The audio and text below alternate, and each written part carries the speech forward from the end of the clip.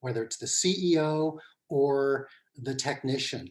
We're uncovering capacities that the people have. STIR is not a philosophy of, this is, let's talk about what society means and how technology fits into society. We will help the client understand their goals better and the options they have for realizing their goals, either more quickly, more profitably, or more effectively. Employees do not need to stop working.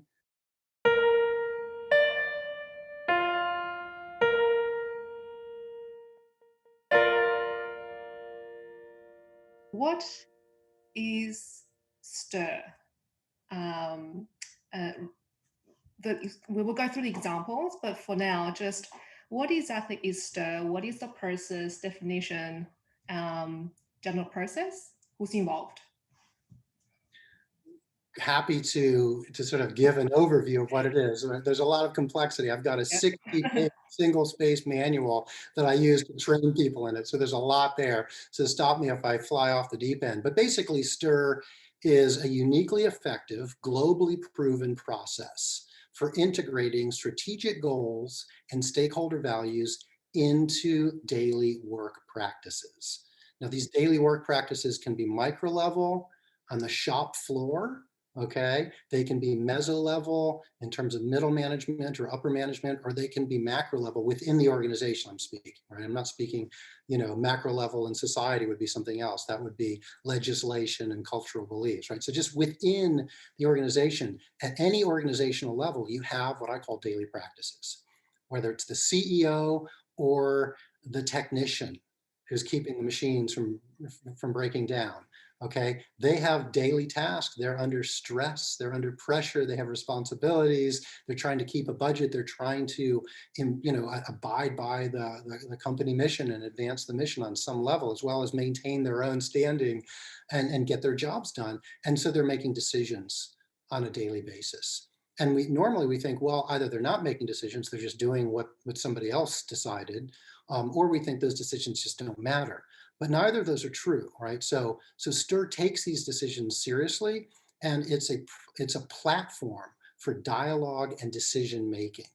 Okay, we have something called dialogic decision mapping exercises. So we basically spend 15 to 20 minutes, and we use something called the decision protocol, and we go through.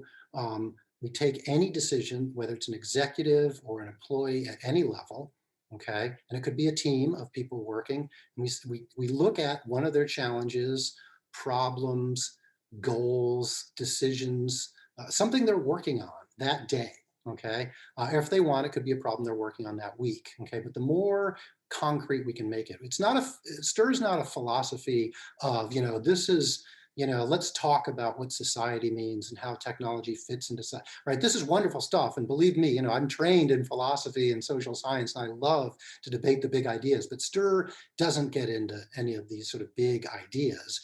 It just says, okay, what are you working on right now?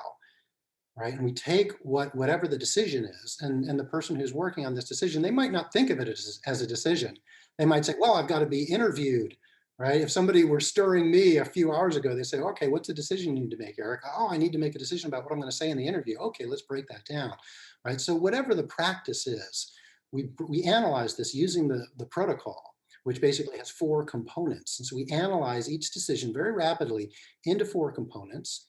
And we probe the capacity of each of those components, which is really probing the capacity of the human being who's making that decision. And by the way, we can do the mapping exercise while the person is still working. So employees do not need to stop working in order to do the STIR exercise. They don't need to prepare for the meeting. They don't need to think of a decision in advance. We don't want to put any burdens on them. We basically just come in at the appointed time in the appointed place. They tell us where they want us to meet them. It might be in the laboratory. We've conducted many STIR sessions standing next to machinery while an engineer is running an experiment, and the STIR agent has a clipboard or an iPad and is asking them the 4 questions from the protocol and analyzing the protocol, and they're talking together and they're sort of writing together. Okay, so this is the main process of STIR. It's the dialogue process that looks at decisions and maps them, but we also analyze what happens over time. Okay, so it's very important that we don't just come in and do this once. We do it on a regular basis. It could be every day. It's every week for 12 weeks. That's the default. All right, we can do longer or shorter. We can do more intense or less intense, but it's basically once a week for 12 weeks. And we do this process and then we map it over time and we show how there are different modulators in the decision that are changing.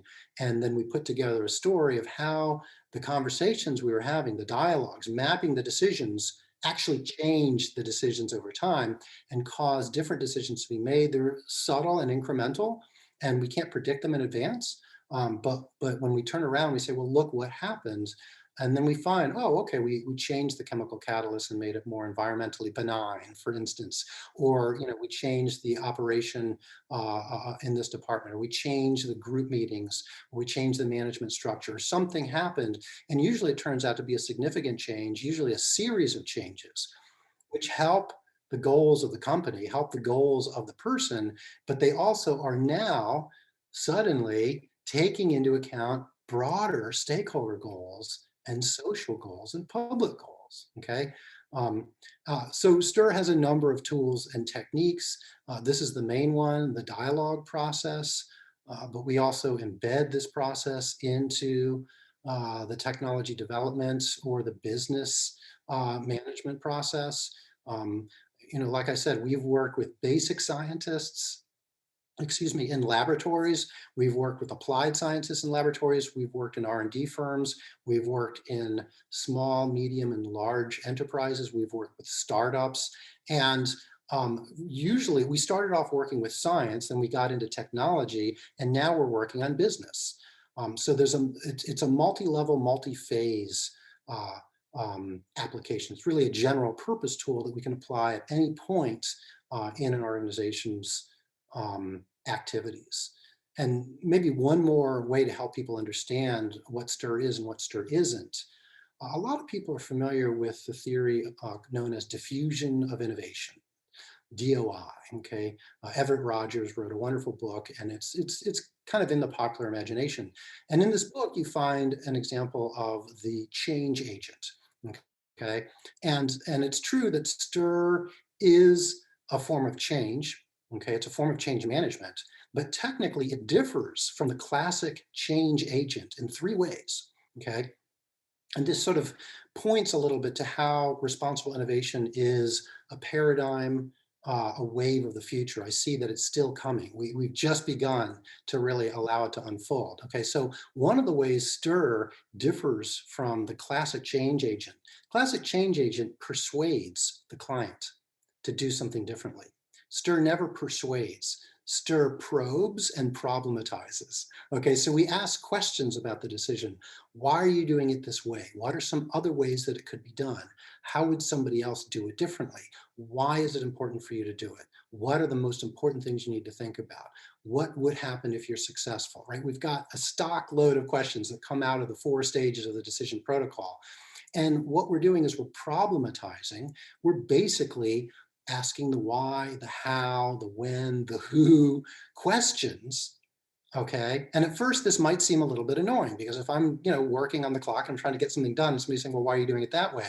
I might be tempted to say because this is the best way to do it, or because this is the only way I know how to do it. Okay, but if I think about it seriously, I'll be like, oh, I'm doing it this way because this is how I was trained to do it. Well, who trained you? That guy. What if this other guy trained you? Would you be doing it differently? Yeah, I might. And how would that give you more degrees of freedom? Oh, yeah, it might. Well, why don't you grant yourself those degrees of freedom and think about, how you could do things differently. Now decide, well, do you still want to do it the same way, or do you want to make a change? Oh, you still want to do it the same way? No problem. Keep going, right? But it just sort of opens up what the psychologists call options for options thinking. It allows you to perceive different creative ways of moving forward. So STIR doesn't persuade, it problematizes. What this does is basically it finds problems that are below the surface, right? People can sometimes feel them emotionally, but they haven't been speaking about it because it's not, no one's talking about it. So why should I be the first person to bring it up? Or I don't want to think about that because then that might slow down production. I don't want to get bummed out or distracted. Okay, so STIR is going to say, well, how could this go wrong? How could it go well as well? So by problematizing, that's just a complicated word for learning.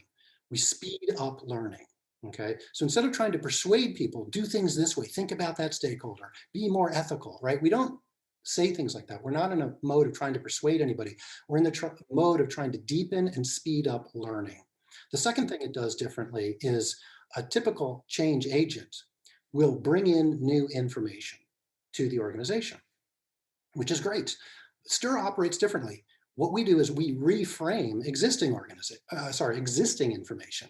So the people we work with, the individuals, the teams, the organizations, we're going to find out what they know, and we're going to ask them, well, what do you know about this? What would you do in that case? What if we change the rules? What if some disruption happened to the system? What if the machine broke? What would you do differently? We're uncovering capacities that the people have, the technologists have, but they don't necessarily realize they have it because they're only going to use it when there's a crisis, when there's a problem, when there's a challenge. Okay. And so we sort of manufacture what if questions and allow the people to put themselves into the mindset of, oh, how could I do things differently? What else would happen? So it's really their knowledge that is populating the decision mapping exercise. Okay. So we don't introduce new knowledge. We don't tell them what to do. We ask, we probe, we reframe. And finally, a typical change agent will work for the client, helping the client realize the client's goals. This is the standard consultancy model. STIR is different from that. STIR works with the client. It's a collaborative mode. And this is, again, why I'm talking about responsible innovation is a future paradigm shift. It's a future wave, and it's happening already. You can see a lot of great books on connection and collaboration and whatnot, but I'm talking about collaboration for responsible innovation. Okay, and so what STIR does is it works with the client. The client has the client's goals, and so naturally, in a collaborative mode, we will help the client understand their goals better and the options they have for realizing their goals, either more quickly, more profitably, or more effectively. But we're also going to challenge the client to reframe and rethink their goals. Right? Are you really implementing that goal, or are you implementing a different goal? Are you implementing the goal that you said you would implement? Oh, okay. If you are, that's great. I'm just asking, right? And are there other goals that you're implementing that you didn't realize you were implementing? Maybe you want to make those explicit, or maybe you want to stop implementing those goals if they really don't serve you or they don't serve your clients. And are there other goals out there that you might want to add or that are implied by your goal but you haven't taken into account? So this idea of working with the client, that's why we're able to help the client be more productive, be more efficient, be more effective at their own first order goals, but also be open to the possibility of meeting what we call second order goals, broader social goals, without going out of their way and losing time and losing resources. But along the way, while they're realizing their first order primary goals, they'll see opportunities. Oh, well, I can do this, and then I double up, and then I get 2 for 1. So we really look for opportunities for synergy. But again, we don't try to persuade them, our clients, to be more synergistic. We just ask questions, and we reframe uh, decisions. We say, well, what about this? What about that? And so it's always the client that decides what to do or what not to do. Okay, but what's a wonderful thing, Xiao, is that when you open up options and an individual or a group sees, okay, this is my goal. I've got 3 ways to get there. Now I just realized I've got a 4th way to get there. And of these 4 ways, I'm going to rank them in terms of cost and profitability and efficiency and organizational consistency. Well, now I've got a new dimension of, wow, can I also be more socially responsible? Can I also be more socially robust? Can I also be more socially responsive? And then frequently, that is going to filter in either explicitly or implicitly into my management structure, into my daily operations. So it's really just broadening the platform of possibilities for moving forward. And we do it in a way that doesn't stress people out, and it doesn't take time away from them. It doesn't cut into their willpower. There's something called decision fatigue. And that's something that we want to avoid in industry, in academia, in policy, in civil society. The more you think about things, the more tired you get, and you get worn out. And then you're just kind of like, I'm brain dead. I just need to get through this. Miraculously, STIR doesn't create decision fatigue. It has the opposite effect. It has decision renewal. Why is it? Because it's comfortable, and it's a relief to sit back and reflect on my options, because if nothing else, I realize, oh, I've been thinking about all these things in my head. I've had a million things going on in my head. Now, just speaking them out loud, writing them down, or seeing somebody else write them down for me visually with words, and just doing this on a regular basis, it's almost therapeutic. It's like, okay, now I know this is all the stuff that I've been thinking about. Here's a few more things. Oh, I'm going to throw some of my feelings in there. Oh, I'm going to throw some of my teammates' behaviors in there. Now I have just a better map for how to run my work life. And so it actually gives people more energy. They also connect more. This goes back to Adam Smith's point when he talked about what he called endogenous invention, where it connects the individual to their work processes, and they just feel more purpose, right? Because the reason they signed up for this job, the reason they're in this field, the reason they're really kind of giving it their best is not just because of a paycheck, right? If you've seen the movie, um, I can't remember what it's called. It's a famous movie of sports management. And there's this idea where the manager is giving the player a talk and he says, don't be a paycheck player, right? Go, go the extra, be great, right? So wouldn't that be great, right? Organizations would love their employees to be more than a paycheck player. But let's be honest, that's not just going to happen because you have some fancy slogan, okay? Or because you reward them with a bigger paycheck, right? They're just still working with a paycheck. So what STIR does is it allows people to really feel like I'm making the best decision that I can right now for me, for my team, for my organization. You know, I've already thought through it, so I feel good. So they have an extra sense, even if they weren't looking for it originally, right? After doing the process, they're just going to feel better about what they do. Now, there might be, just to getting into the process of what does STIR look like. There's the initial phase where the business is going to say, who is this person? Who is this embedded humanist, this STIR agent? It might be me, it might be one of my students, somebody that I've trained, right? Who comes in and they're going to have to prove themselves. So there's kind of a high bar. Do we trust this person? Are we going to really tell them what we're thinking? And then it kind of starts to build trust. And then it becomes this problematizing process becomes a little bit weird. I'm not used to being questioned. I'm not used to rethinking my own assumptions and seeing how that works. So that's going to be a little awkward. But once you get used to that, then it just helps you be more efficient and it helps you fly along more effectively.